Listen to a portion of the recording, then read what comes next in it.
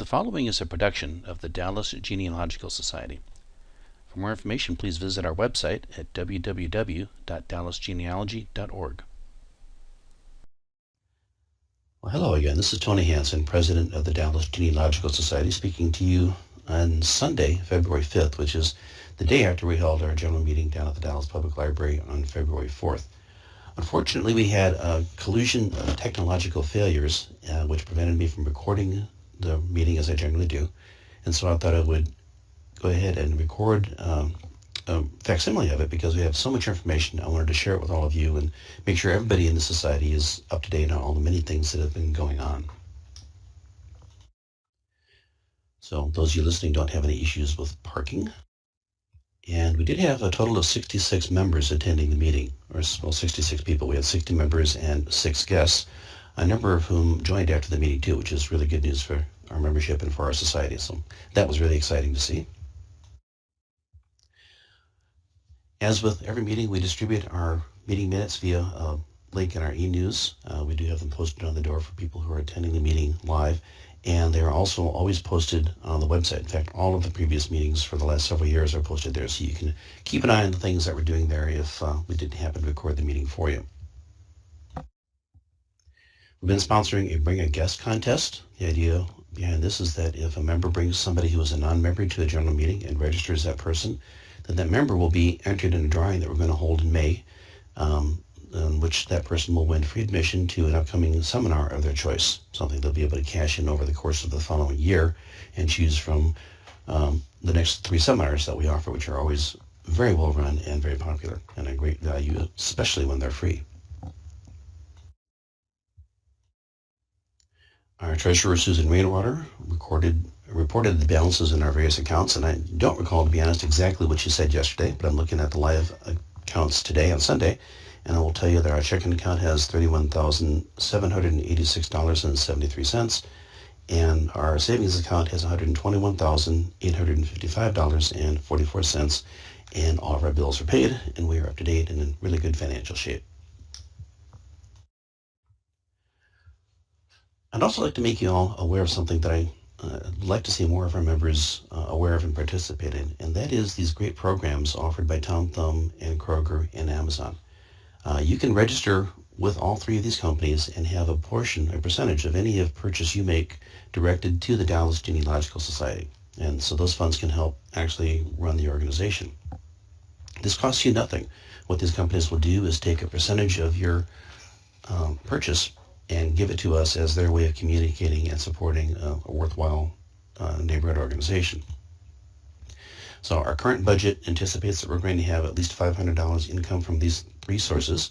Last year, these contributed roughly about 2% of our total budget. And I will say that $500 is about the equivalent of having another 14 or 15 members. So this really is an important revenue stream for us, easy to do, and I would really, really hope that all of you would take the time to sign up with any of these stores that you do business with. It's really pretty easy, so I hope you'll sign up today. For complete instructions, you can go to our website and select the membership menu, and down under that you'll see a sub-menu choice called Business Support. And on that page you will see a link that provides you with step-by-step instructions that you can follow for all 3 of those companies to sign yourself up. And again, I would encourage all members, and even friends of members, they don't have to be a member to do this, to sign up and to help financially support our organization in a very easy way. Kristen Moore spoke at length about the upcoming seminars that we have. For Tom Jones, we actually have a research methods class on Friday, which was capped at 30 people, and I'm happy to report that that's completely full. Sorry for those of you that weren't able to get into it, but Tom had requested that we keep that down to a limit of a maximum of 30 people to maximize the interaction between himself and those that are in the class. Took out plenty of seats, though, for the Saturday event, which is Tom Jones presenting his advanced methods classes. Oops, got that all backwards, don't I?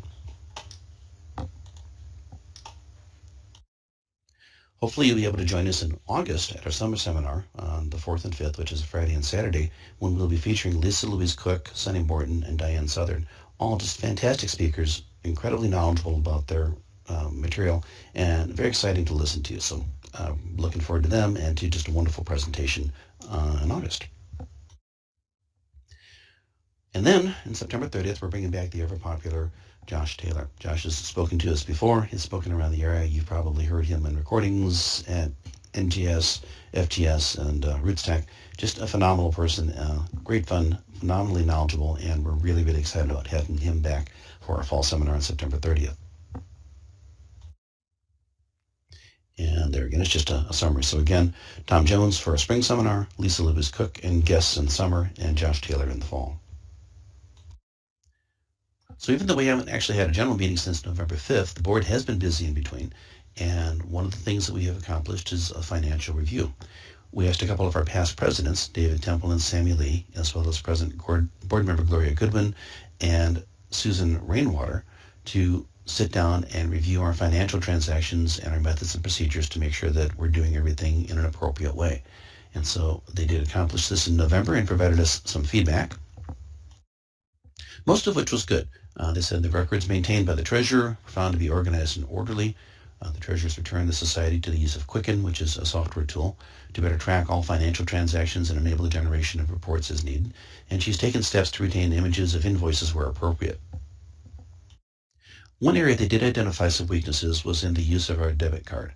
We've increasingly used the debit card to pay for some of our charges, and in all cases did not have an adequate documentation trail of just what the charge was for. And so that was kind of a hole in our methods and procedures that has since been closed. And so we now have a check request or a credit card request for all transactions for any of the funds that are spent on behalf of the organization. So my thanks to all of the members of the committee that reviewed our practices, and hopefully you all can feel confident, that we're doing things in a very professional and above board manner. Many of you attended our awards lunch in December. I would again like to congratulate our winners, Susan Younger, who was awarded the Award of Merit, Kathleen Murray for the Volunteer of the Year, Shirley Sloat and Estelle Mitchell-Adams, who received our Heritage Preservation Award, and Kurt Witcher, who received the Lloyd DeWitt Boxcroft Distinguished Service Award. We also presented, or at least in my case attempted to present, a check to the Cathy Nelson Hartman portal to Texas History Endowment. You may recall that we had participated in the North Texas Day of Giving and raised a bit over $2,500 for that, of which the board had already elected to match up to $2,500. And so after the meeting, because I forgot to ask our treasurer to bring a check, we did mail a check for $5,239.73 to the Portal Endowment Fund. They've received it and thanked us very gratefully for it, and we're helping to support the portal, which is just a great repository of things, something that we have utilized in the past and will continue to use in the future. And this endowment fund is aimed at trying to ensure that the portal has adequate funding to get it over any ups and downs in either state or federal funding, to ensure that they are operating into the foreseeable future. So we're proud in our part of supporting it and happy to be able to make that contribution. Another thing that we did at the awards lunch was we presented something that the genealogy section head, Gayla Bush, had indicated was a real glaring need for her people, which was a new laptop and a video projector. They're doing an increasing number of presentations and finding it hard to have the adequate equipment that they need, and we were happy to be able to provide a laptop and a projector and cables and adapters and just all the things that they need in a nice little carry-around bag to enable them to carry forth their educational mission in the genealogy section of the Dallas Public Library. I know you all know, having been a part of our society for probably a while, that we have a long and grand tradition of providing material and financial support for the genealogy section of the Dallas Public Library. When we looked back and did our celebration of our 60th anniversary last May, we added up all of the financial and material contributions we had made to the library and found, much to our surprise, that in our 60-year history have already contributed more than $500,000 to the genealogy section. So it's a long, proud tradition we have, and one that we intend to continue for many years in the future. Another project that you are probably aware of is our indexing effort for the probate records that have been imaged and are available up on the portal to Texas History. Since November, our crew of people who are doing the indexing have been very busy at work, led by Joe Conley, who's accomplished or completed 430 cases, Karen Walker, who's done 176, John Withers with 77, and Elizabeth Johnson with 37. So thanks to the efforts of all of the people who have been indexing over the past year or so, we are 80% complete with getting the death dates and identifying the date range, the year that the case information started and the information ended for each of the 3,100 cases that are up on the portal. So we're closing in on getting this done and really excited about completing that. You can help. You can come to our website and go to our Get Involved menu and select the volunteer sign-up option, and you will see something that looks a lot like this. It's a list of a group of 50 cases. You can click that View and Sign Up button, select a case or two, go over to the portal and view the images and help us identify those date ranges for each of the cases, which are going to make them so much more useful for researchers and people looking for information about these probate records on the portal. We've also received several requests to provide some genealogy sessions out in the community. And so on November 9th, Kathleen, Murray, and I went up to the Frito-Lay Corporation and made a presentation to a very nice group of people and received in return a $50 donation into our general fund. On February the 9th to the 14th, they're still trying to agree on the date, Paul Beatty from our African American Genealogy Interest Group is going to be going over to Fort Worth talking to the Mercedes-Benz Financial Group. They're promised to have about 50 people there talking about Black genealogy. And then in April, at the Dallas Public Library Book Festival, Cheryl Freeman and Sharon Bowles will be representing the Society and presenting an introduction seminar as they're there as well. So it's great to see people in the community turning to us, recognizing our expertise, which we are only too happy to share. And so that's just an example of some of what we've been doing over the past few months. You've also heard me talking about the McGowan Funeral Home record. If you're not familiar with the records, the McGowan Funeral Home operated in South Dallas from 1955 until the 1990s, serving primarily the Black community of Dallas. When the funeral home closed its doors, the Dallas Public Library acquired the nearly 5,000 or about 5,000 records of all the burials that the funeral home had been involved in, and those records are now stored up on the 8th floor of the Dallas Public Library, back in the back of the library up there. Members of our African American Genealogy Interest Group have been busily going through each case and creating an index sheet summarizing the information that it contains, and have been working on a laptop computer to create an online index of all the cases. And they've completed about 2,700 of the what we believe are about 5,000 records. Members of the group approached me in November of last year and asked if there wasn't some way that we could try to speed up the indexing process. Having just a single laptop to do the actual keying in was just a real bottleneck. And in looking at that, I determined that I could probably create an online web interface that would allow multiple people to input the information at the same time. And so I did spend some time in November completing that, and then working with Don Hinson in late November and early December to debug and to put the final touches on the online tool.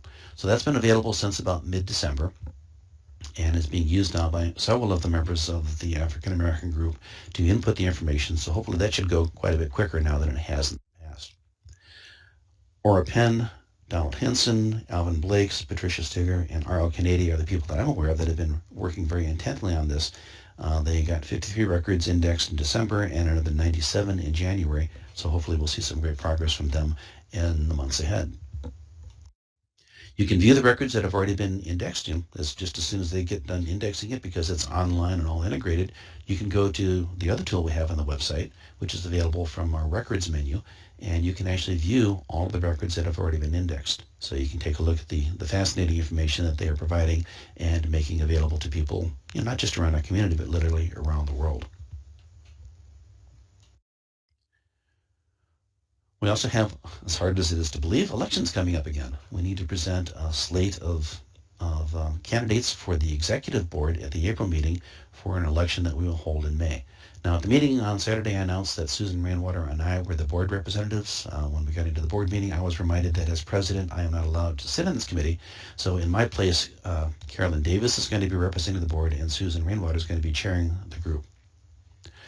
We need a couple of things. We need some representation from our general membership. We need to have 3 additional people who will work with the committee and ensure that we have a qualified and enthusiastic slate to present in April.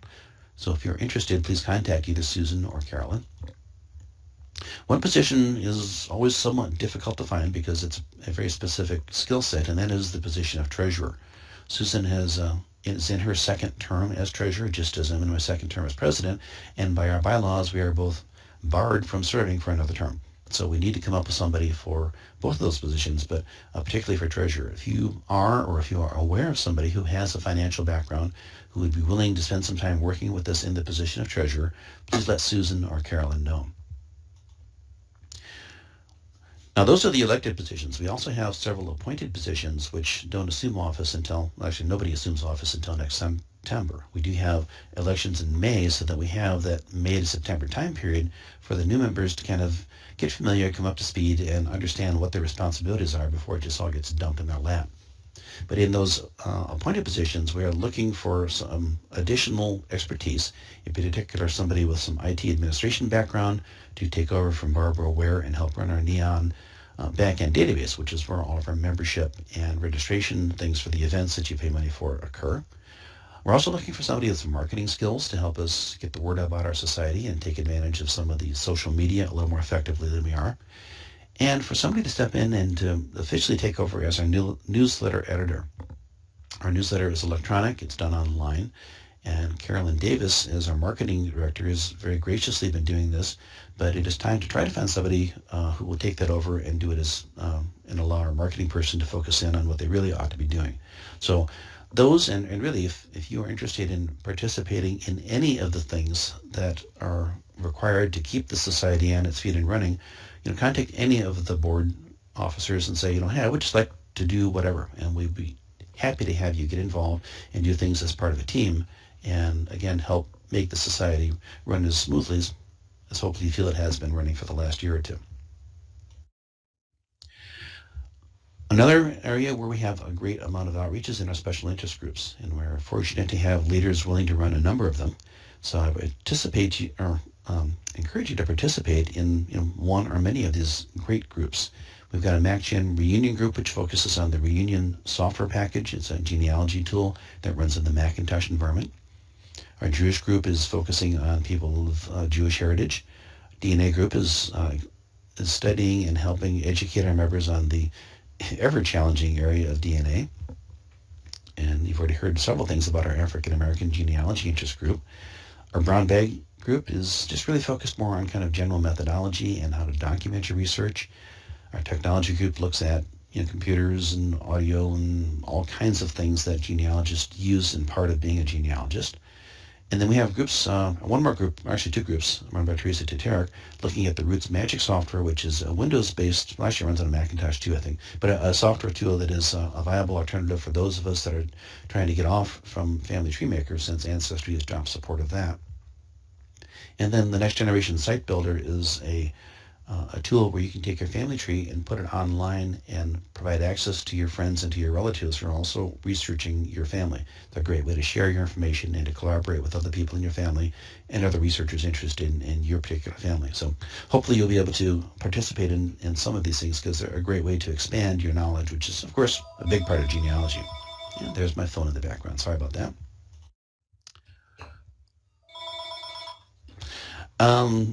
Hopefully by next March we'll have all of our technology gremlins fixed, and you will hear a live recording of first our general business meeting and then the presentation by Brandon Murray from the Dallas Public Library, who will be talking about his collection, or the collection of materials at the Dallas History and Archives section up on the 7th floor of the Dallas Public Library. Brandon has agreed graciously to allow us to record his presentation. So just as long as we get the recordings working and the projectors working, you will hopefully be hearing somebody a lot more exciting than me talking about the great things that they have up on the 7th floor. Just a special word though, he is going to be offering a tour of the facilities on the 7th floor after his live presentation on March 4th. So I would encourage you to get downtown if you can and participate on that, which is going to be held this time up on the 7th floor. We're actually going to be in the O'Hara room rather than down on the first floor to make the tour that follows a little more convenient. So hopefully you'll be able to get down and enjoy the tour of the really fascinating archives collection there. If you have any opinions about this presentation or any of our general meetings, we typically have this up, a feedback page. So just go to our website, click on the Tell Us button, and let us know what you think. Tell us what we do well. Tell us what we can do better. And I had the luxury of having to sit through Pat Gordon's presentation on researching female ancestors, which she made Saturday following the general meeting, and it was well received. We had a total of 66 people at the meeting, and it was just fascinating. So if you weren't there, you missed a good presentation, but hopefully we'll see you on March 4th, and you can enjoy it the presentation then. Thank you very much, and we'll see you at an upcoming meeting. This has been a presentation of the Dallas Genealogical Society. If you're already a member, thank you. Your membership dues are supporting this and other society activities. If you're not yet a member, I hope you consider joining. You can become a member for as little as $35 a year, and you can join by going to our website, dallasgenealogy.org, and clicking on the membership tab.